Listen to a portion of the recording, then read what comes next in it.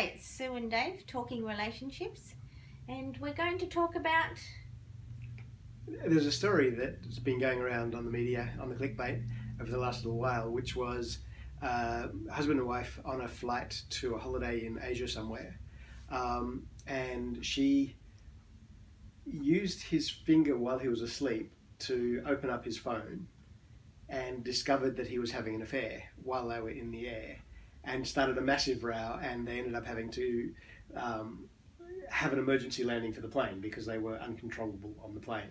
So I guess the question we were going to discuss is why did she go looking in the first place? She must have had some suspicions, presumably, unless it was just very bored on the plane and nothing else to do. And how do you allay those suspicions? How do you build trust with your partner? Well, I think the age-old thing about building trust is you have to be trustworthy. It's like, I suppose, the law and precedence. You know, if your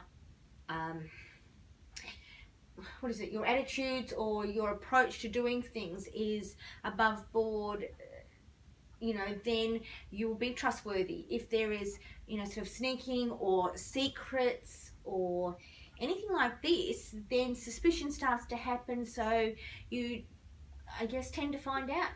Yeah, no, I mean it's kind of an interesting one, isn't it? Because sometimes I'll say to you, "Oh, why did you spend? What was this $100 that was spent here?" Because we have the same bank account and I can see what's going on, and we'll kind of laughingly talk about that as stalking each other. But that's obviously very open and that's shared and so on. But Yes. you can see how if there were purchases appearing or whatever it happens to be, like a whole variety of things, or if you turn up late without explanation and are evasive about it and all of that kind of stuff.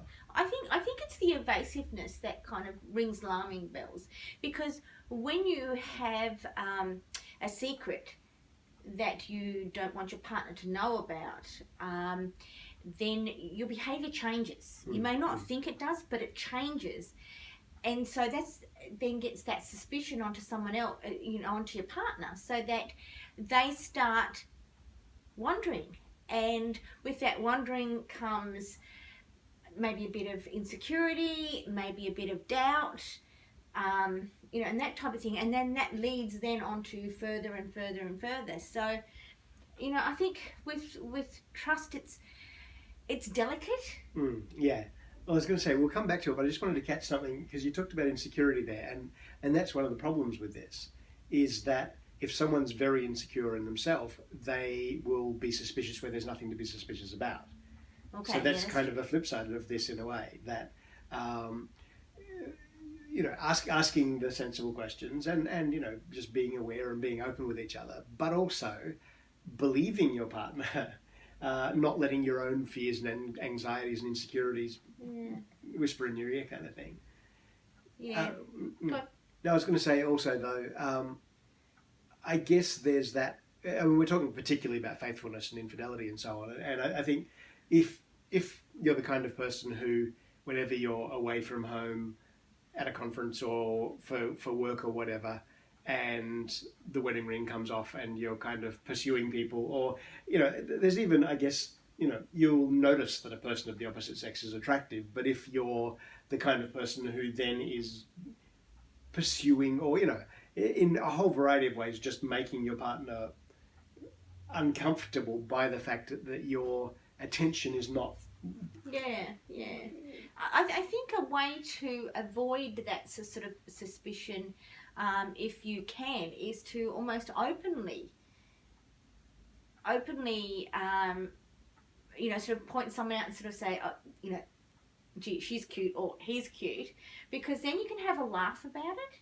And then you can sort of say, what? Your tastes are horrible. And, it's like, oh no, I think, she over there is a bit cute. So, yeah, I don't know. I think it's when you sort of keep secrets. I think that trust starts to end up eroding a bit by bit at a time, until all there is left is suspicion. And yeah, I mean, we're not talking weird ogling and staring and being strange, but yeah, if one of you notices that someone else is attractive and the other one notices you noticing, rather than tell them off, maybe, having a conversation about it is the same principle of openness as having the bank account and not being able to see what's going on with the finances. It's that setting up that stability where you don't need to have secrets from one another. Yeah. Because what you're doing is on the up and up.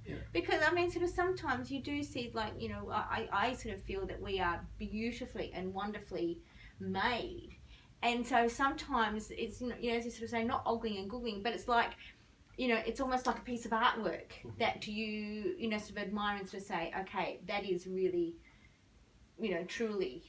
Yeah.